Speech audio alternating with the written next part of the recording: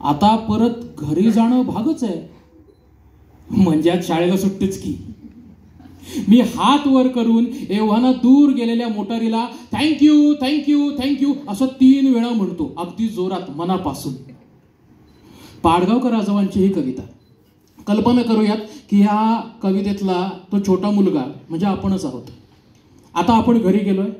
घरी गेल्यावरती आपण काय करू? आईला कदाचित कांद्याची भजी करायला सांगू किंवा कागदाची नावं बनवू.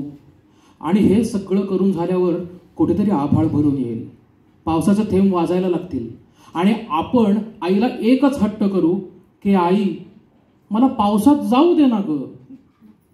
आजच्या या कार्यक्रमाचं वैशिष्ट्य असं की ह्या मुलांच्या कानावरती ही गाणी पडतायत, ही गाणी ही मुलं गातायत. नाहीतर आमच्या शाळेतली मुलं ए आई मला पावसात जाऊ दे असं म्हणण्याच्या ऐवजी ए आय मला पावसाचे निबंध लिहून दे असं आजकाल म्हणायला लागलेली आहेत. पण याही सगळ्या परिस्थितीमध्ये ही सुंदर सुंदर गाणी गायली जात आहेत. याबद्दल खरंच उन्मेषचे विशेष आभार. आणि हे गाणं वंदनाताई विटणकर यांनी लिहिलं आहे. मीनाताई खडीकर यांचं संगीत आहे आणि योगेश खडीकर यांच्या आवाजात हे गाणं प्रसिद्ध आहे. आणि आत्ता आपल्यासमोर सादर करते स्नो व्हाईट सारखी गोड दिसणारी स्नोबी देशपांडे. ऐकूयात ए आई मला पावसात जाऊ दे.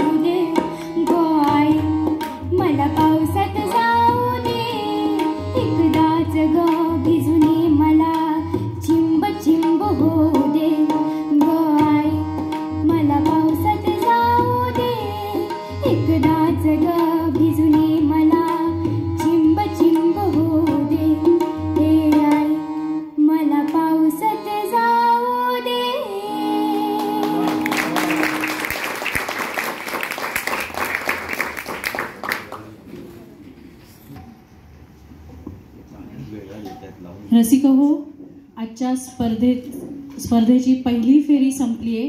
याच्या बरोबर काम केलेलं आहे प्रत्यक्ष स्टेजवरती. नाचरे मोरा ची गायिका 29 वर्ष आशाताईंबरोबर सुधीर सरांनी काम केलेलं आहे. त्यामुळे त्यांचा आशीर्वाद खूप मोठी गोष्ट आहे.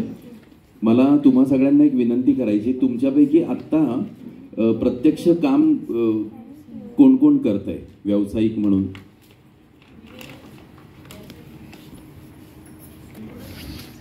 कोण कोण करताय?